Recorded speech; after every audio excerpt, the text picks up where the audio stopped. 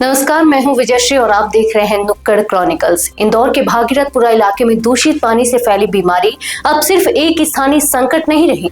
ये मामला अब मध्य प्रदेश हाई कोर्ट तक पहुंच चुका है और न्यायालय ने इसे बेहद गंभीर मानते हुए सरकार और नगर निगम दोनों से सीधे सवाल पूछे हैं। हाई कोर्ट की सुनवाई अभी जारी है, लेकिन कोर्ट की टिप्पणियों से साफ है कि मामला सिर्फ इलाज या मुआवजे तक सीमित नहीं रहने वाला।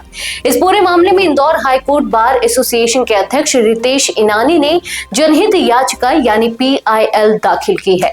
याचिका में पानी की गुणवत्ता, उससे फैली बीमारियां, मौतों का आंकड़ा और प्रशासन की भूमिका को चुनौती दी गई है। कोर्ट ने इस याचिका पर सुनवाई करते हुए सरकार से विस्तृत जवाब मांगा है। सरकार की ओर से कोर्ट में जो रिपोर्ट पेश की गई उस पर भी हाई कोर्ट ने कड़ी टिप्पणी की। सरकार ने अपनी रिपोर्ट में कहा कि भागीरथपुरा में दूषित पानी की वजह से केवल 4 लोगों की जान गई और 294 लोग बीमार हुए हैं, जिनमें से 32 मरीज ICU में भर्ती हैं। कोर्ट ने इस रिपोर्ट को रिकॉर्ड में लिया, लेकिन इसके साथ ही सवाल भी उठाए कि जमीनी हकीकत और सरकारी आंकड़ों में इतना बड़ा अंतर क्यों है। दरअसल स्थानीय स्वास्थ्य सर्वे, अस्पतालों के रिकॉर्ड और क्षेत्रीय रिपोर्टों के मुताबिक मृतकों की संख्या 15 से 17 तक बताई जा रही है। यही विरोधाभास कोर्ट की सबसे बड़ी चिंता बनकर सामने आया है। कोर्ट ने पूछा कि अगर मौतों की संख्या को लेकर अलग अलग आंकड़े हैं तो सच क्या है और इसकी जवाबदेही किसकी है। सुनवाई के दौरान मीडिया कवरेज को लेकर भी सवाल उठे। याचिकाकर्ता की ओर से अनुरोध किया गया कि मीडिया रिपोर्टिंग पर रोक लगाई जाए, लेकिन हाईकोर्ट ने फिलहाल इस मांग को खारिज कर दिया। कोर्ट का साफ संकेत था कि मीडिया और जनता की निगरानी इस तरह के मामलों में जरूरी है ताकि सच्चाई सामने बनी रहे। कोर्ट के सामने यह भी तथ्य रखा गया कि स्वास्थ्य विभाग की टीमों ने अब तक 9000 से ज्यादा लोगों की जांच की है। कई मरीज अभी भी अस्पतालों में भर्ती हैं और कुछ की हालत गंभीर बनी हुई है। पानी के सैंपल की जांच में बैक्टीरिया पाए गए हैं, जिससे संक्रमण फैलने की पुष्टि होती है। यह भी सामने आया कि प्रभावित लोगों ने कई महीनों पहले ही खराब पानी की शिकायतें की थी, लेकिन समय रहते कोई ठोस कार्रवाई नहीं हुई। हाईकोर्ट ने इस पूरे मामले को सिर्फ एक दुर्घटना मानने से इंकार करते हुए कहा कि यह सीधे तौर पर सरकारी जिम्मेदारी और सिस्टम की विफलता से जुड़ा मामला है। कोर्ट ने सवाल किया कि साफ और सुरक्षित पेयजल देना क्या सरकार की बुनियादी जिम्मेदारी नहीं है? अगर प्रशासन इसमें विफल रहा है तो उसकी जवाबदेही तय क्यों नहीं होनी चाहिए? न्यायालय ने यह भी साफ किया कि अगर सरकार और नगर निगम भविष्य में ऐसी घटनाओं को रोकने के लिए ठोस योजना नहीं बनाते तो कोर्ट को न्यायिक निगरानी और सख्त कानूनी कार्रवाई के विकल्प पर विचार करना पड़ सकता है।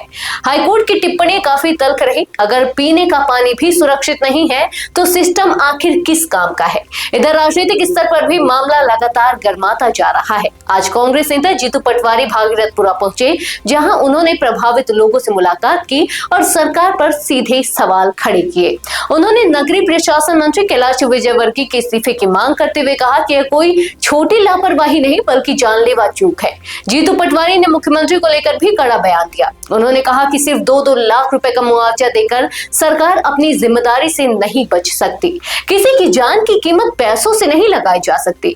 उन्होंने यहाँ तक कहा कि मुख्यमंत्री को खुद पीड़ित परिवारों के घर घर जाकर माफी मांगनी चाहिए। सबसे बड़े दुख का विषय है कि हमारा इंदौर स्वच्छता में नंबर 1 आया, दुनिया में उसका नाम हुआ। पूरे यूरोपियन देश चले जाओ, कहीं चले जाओ, इस पूरी घटना से इंदौर बदनाम हो गया है। और करने वाले ये महापौर की परिषद है और ये मोहन यादव की सरकार और उनके मंत्री हैं। मैं समझता हूँ सबसे बड़ा दुख का विषय इंदौर के लिए 17 मौतों के साथ ये जहर जो पानी में दिया, पूरी दुनिया में मेरा शहर बदनाम हो गया। इसका अंत नहीं है। मैं समझता हूँ इंदौर के परिवार के लोग ये महसूस करते होंगे कि जब हम बाहर जाते थे और आप इंदौर से आए, इसकी स्वच्छता की बात होती थी और अब जहर की बात होती है। अरे 100% ये नगर परिषद निगम का जो महापौर है उसकी ड्यूटी थी भाई, उसको इस्तीफा दे देना था। उनमें कोई मर्यादा ही नहीं है। इतने लोगों की मौत के बाद भी लोगों को मूर्ख बनाने की बातें चल रही। अरे कैलाश विजयवर्गीय को इस्तीफा देना चाहिए। मोहन यादव यहाँ के प्रभारी मंत्री है, कान पकड़ के नाक रगड़ के पूरे इंदौर से माफी मांगनी चाहिए। क्या करा प्रभारी मंत्री ने? आरोप प्रत्यारोप और किसी पे नहीं जाना चाहता। मेरा अपना इंदौर है, दुखी हूँ मैं कि किस तरीके से इसको बदनाम किया गया और सत्ता के अहंकार में सबसे बड़ी जो मेरे लिए आज पीड़ा का विषय, ये 17 मौतें जो बताई गई है, जो मौतें छुपाई गई, उनके साथ मेरा इंदौर पूरे दुनिया में इस नगर निगम ने बदनाम कर दिया। इस नगर निगम के नेता जो मंत्री हैं उनने बदनाम कर दिया। अपने अहंकार में, अपने हट में लोगों ने वोट दिया और इन्होंने सर 7वें आसमान पे ले गए। डराते हैं, धमकाते हैं, घुसने नहीं देते नेताओं को अंदर। ये इंदौर तो नहीं था हमारा, मैं सुमित्रा ताई से आग्रह करता हूँ, कुछ तो बोलो आप इतने साल तक सांसद थी, हमारा सांसद है गुम हो गया। सुमित्रा ताई, जो सच है सच को सच बोलो। इंदौर वासियों, थोड़ा इनको मजबूर करो, इनके लिए कुछ बोलो। ये आज भी 3 दिन बाद, 5 दिन बाद, महीने भर बाद फिर इनका अहंकार वैसा ही होगा। इंदौर वासियों कृपा करो, बोलो, आप कुछ बोलो। इस दौरान इलाके में पुलिस के पुख्ता इंतजाम किए गए थे। सुरक्षा व्यवस्था को देखते हुए भारी पुलिस बल तैनात रहा ताकि किसी तरह की अव्यवस्था ना हो। लेकिन इस पूरे घटनाक्रम में एक सवाल और उभर कर सामने आया। इसी दूषित पानी की चपेट में एक 5.5 महीने के बच्चे की भी जान चली गई थी। बच्चे के पिता सुनील साहू ने बताया था कि वर्षों की प्रार्थनाओं, इंतजार और 10 साल बाद 8 जुलाई को उनके घर बेटे अव्यान का जन्म हुआ था, लेकिन बीमारी ने कुछ ही महीनों में उनकी खुशियां छीन ली। स्थानीय लोगों का कहना है कि जीतू पटवारी अन्य पीड़ित परिवारों के घर तो गए, लेकिन अव्यान के परिवार से मुलाकात नहीं हुई। इस बात को लेकर भी इलाके में चर्चा है और सवाल उठ रहे हैं। फिलहाल भागीरथपुरा का मामला अप्रशासनिक लापरवाही, राजनीतिक जवाबदेही और न्यायिक हस्तक्षेप तीनों का केंद्र बन चुका है। हाईकोर्ट की अगली सुनवाई पर सबकी नजरें टिकी हैं। सवाल साफ है, क्या ये मामला सिर्फ फाइलों में सिमट जाएगा या फिर सच में जिम्मेदारों पर कार्रवाई होगी?